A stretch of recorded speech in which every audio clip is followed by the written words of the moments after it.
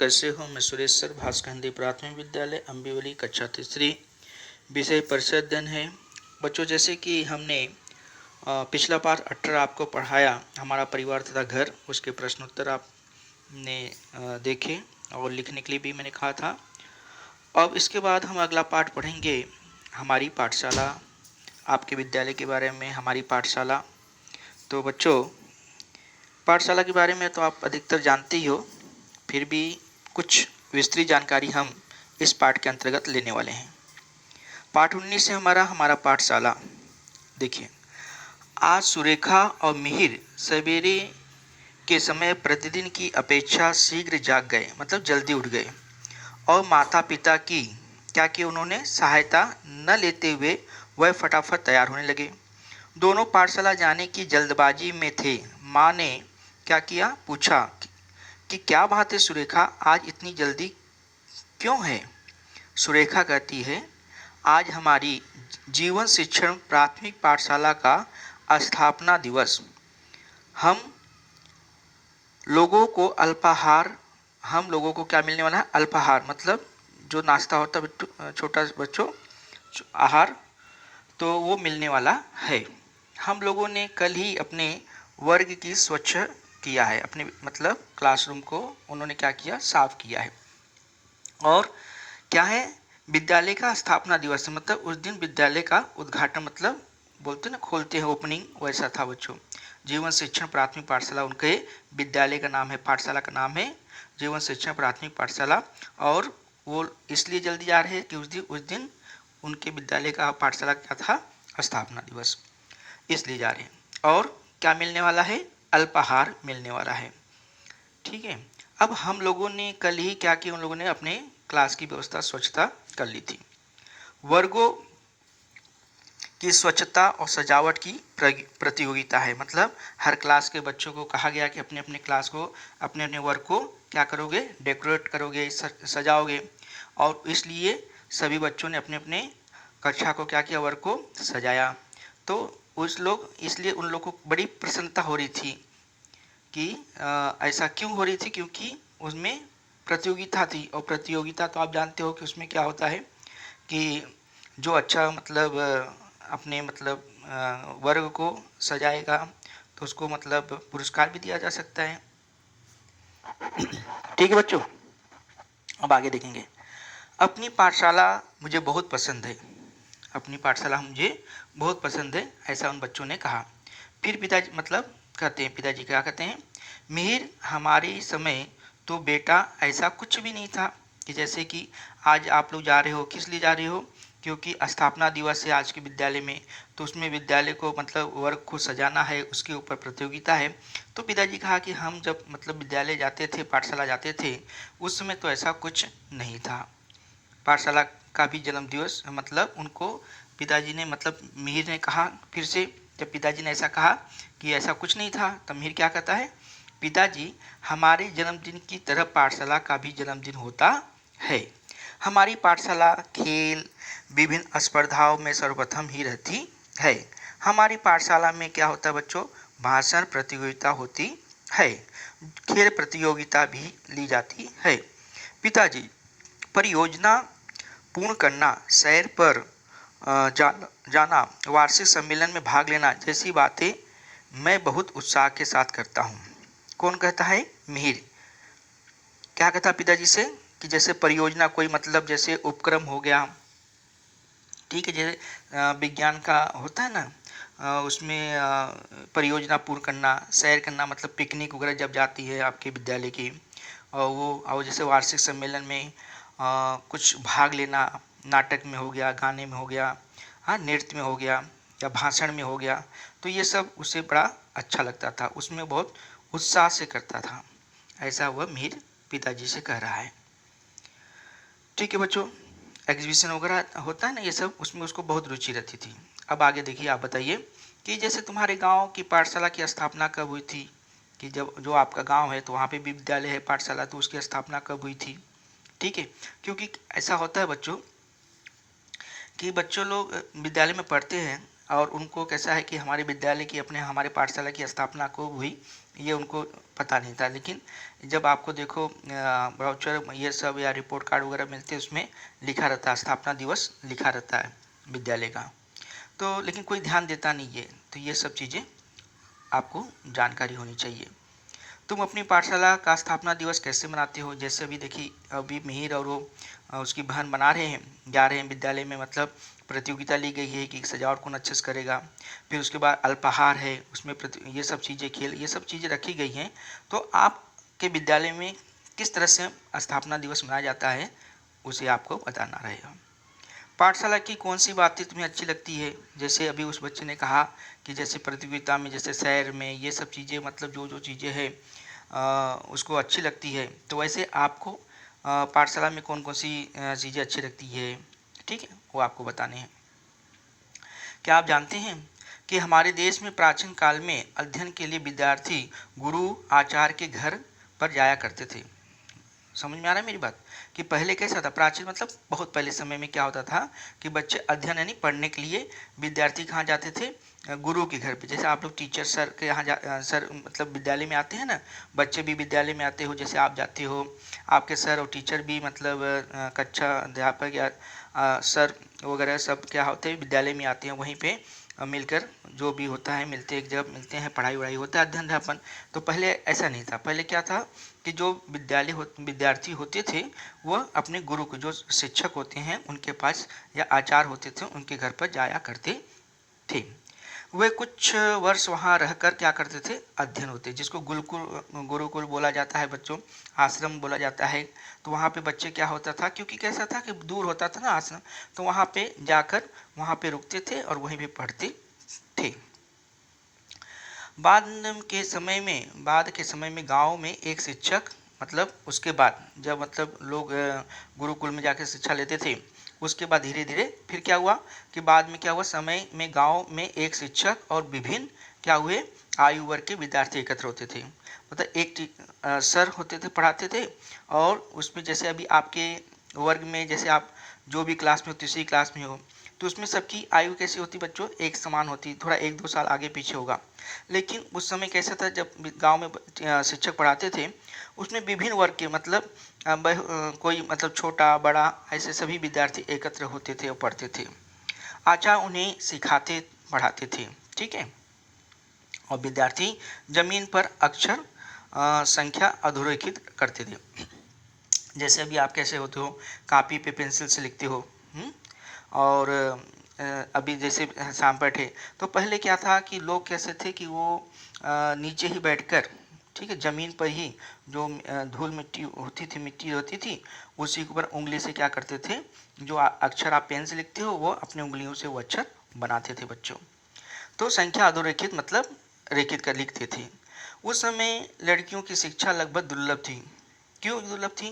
क्योंकि जैसे मैंने अभी आपको बताया था कि बच्चे कैसे गुरु आचार्य के पास जाते थे, दूर जाते थे, वहाँ रुकना पड़ता था, तो लड़कियों के लिए नहीं था। और उसके बाद वह वहाँ पे दूर नहीं जा पा रही थी, इसलिए वहाँ पे उनके लिए शिक्षा दुर्लभ थी, बाहर नहीं जा पा रहे थे। पहले ऐसा था, लड़कियों को बाहर नहीं जाने देते थे। फिर बाद में उनको शिक्षा मतलब इस तरह से उनके लिए बहुत दुर्लभ, मतलब बहुत कम मतलब लड़कियों को शिक्षा दी जाती थी। अब बच्चों अंग्रेजों द्वारा, ठीक है, वर्तमान विद्यालय जैसे आज ये जो आप विद्यालय में पढ़ रहे हो, जो स्थापना दिवस है, सब बच्चे कैसे हर वर्ग है, हर क्लास है, तो उसमें सब बच्चों को जैसे एक ही चीज़, एक ही ढंग से वही चीज़ बताया समझाया जाता है। तो ये सब अंग्रेजों ने क्या किया था बच्चों, अंग्रेजों द्वारा ये वर्तमान विद्यालय प्रणाली प्रारंभ करने पर क्या हुआ, महात्मा फुले जी का नाम आप सुने होंगे। देखिए उनका आप जन्मदिन भी मनाते हो। और उसके बाद क्रांति ज्योति उनकी पत्नी सावित्री बाई फुले जी हैं।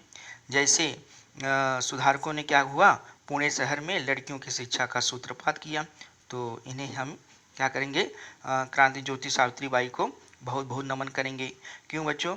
क्योंकि उन्हीं के द्वारा आज लड़कियों को शिक्षा मतलब अच्छे ढंग से प्राप्त हो पा रही है, और हमारे महात्मा फुले जी के द्वारा ये सब क्या है, सुधारक ने पुणे शहर में लड़कियों की शिक्षा का सूत्रपात किया, मतलब आरंभ किया, शुरुआत की बच्चों।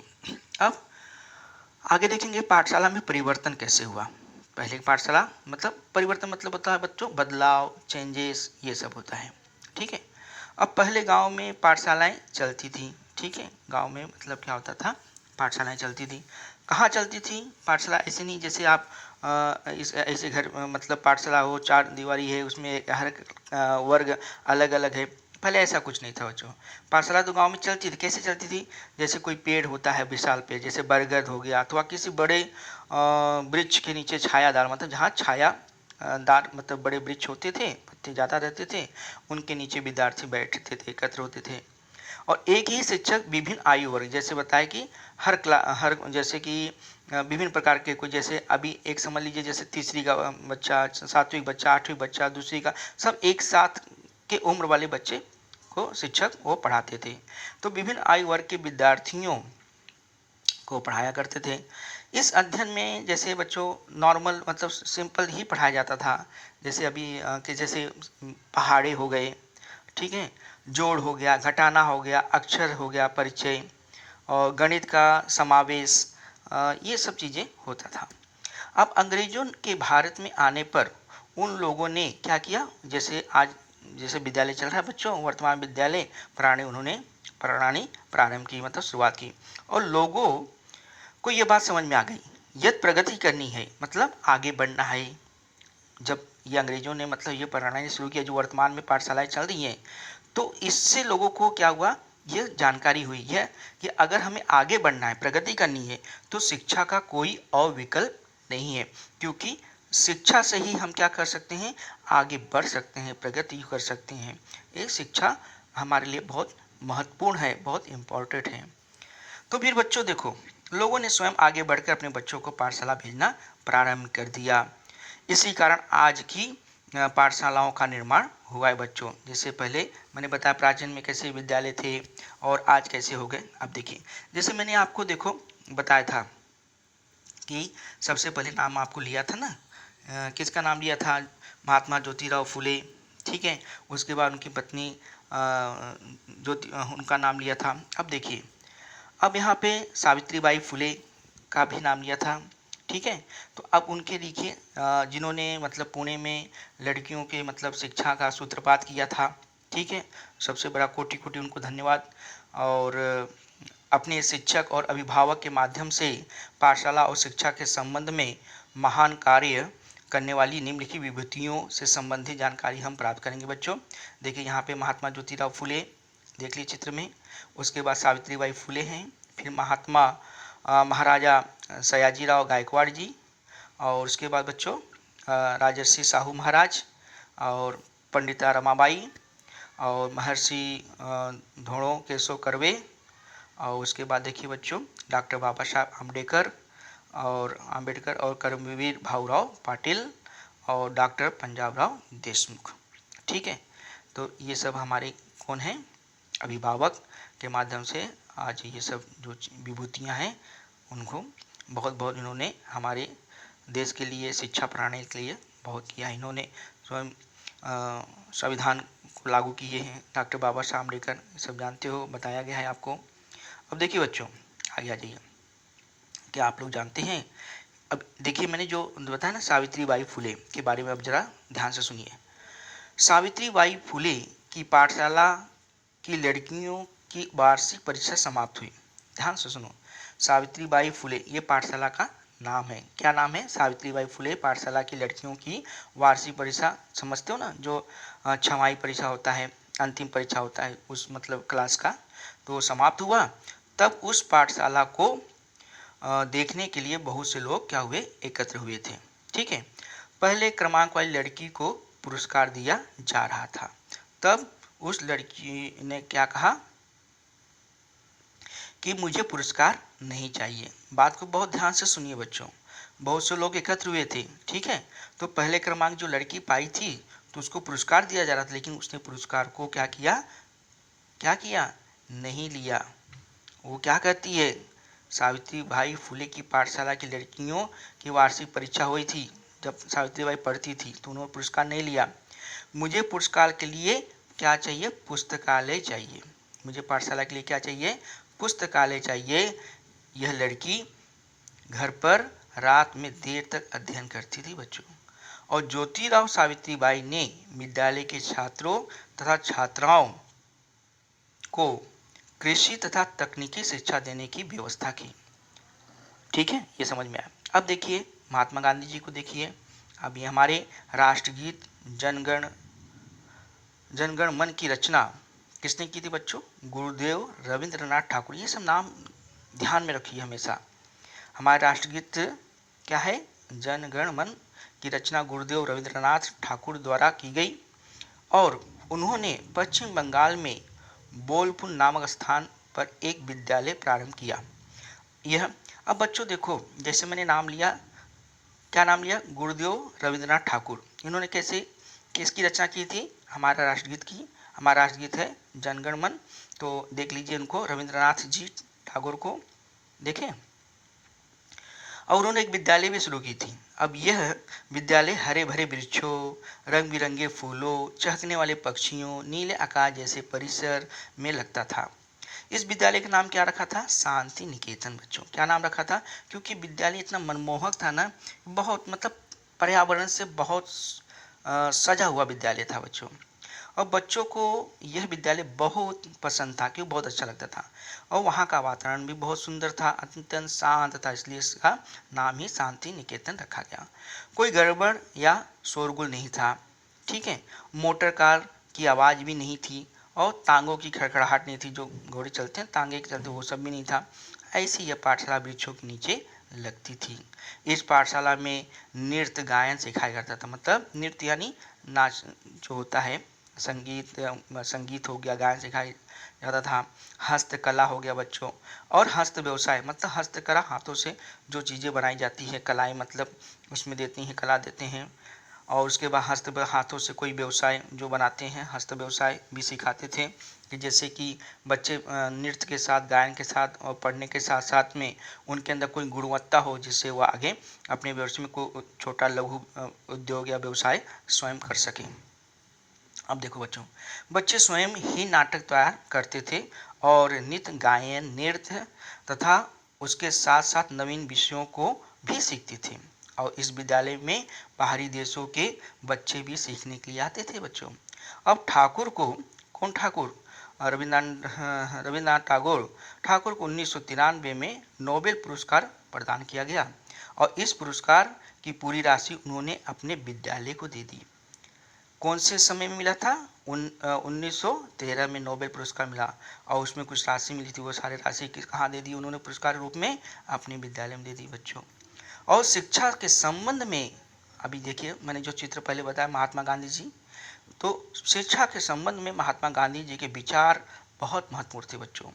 उनके शिक्षा संबंधी विचार में श्रम, संस्कार, ठीक है, स्वतः प्रयोग द्वारा सीखना जैसे बातों पर विशेष बल दिया था जाता था। अब हम आगे देखेंगे मौलाना आज़ाद के। देखिए मौलाना आज़ाद जी को, मौलाना आज़ाद स्वतंत्र भारत के प्रथम शिक्षा मंत्री थे और अपने विश्वविद्यालय शिक्षा आयोग और माध्यमिक शिक्षा आयोग की उन्होंने क्या किया था बच्चों? स्थापना की थी। और विश्वविद्यालय अनुदान आयोग की स्थापना में भी आपकी भूमिका महत्वपूर्ण थी। आपकी भूमिका कौन, मतलब किसका नाम लिया जा रहा है? मौलाना आज़ाद की। ठीक है, अब उसके बाद देखिए, उनका दृढ़ विश्वास था कि विज्ञान और तकनीकी की का समावेश पाठचर्या में, मतलब जो आज देखिए जो आने वाले चीज़ों में उनको जानकारी थी कि इनका बहुत इम्पोर्टेंट है, तो उसके बारे में महत्वपूर्ण है, ऐसे समय में उन्होंने उस पर बहुत जोर दिया था। और पाठचर्या मतलब होना चाहिए। और 11 नवंबर यह उनका क्या है? जन्म दिन देश भर में, मतलब 11 नवंबर को उनका जन्म हुआ था। और यह जन्मदिन उनका क्या हुआ? देश भर में किस नाम से मनाया जाता है? राष्ट्रीय शिक्षा दिवस के रूप में मनाया जाता है बच्चों। ठीक है, तो अब जो आगे है वो मैं आपको अगली बार बताऊंगा। तब तक के लिए बच्चों बाय बाय और धन्यवाद। Thank you.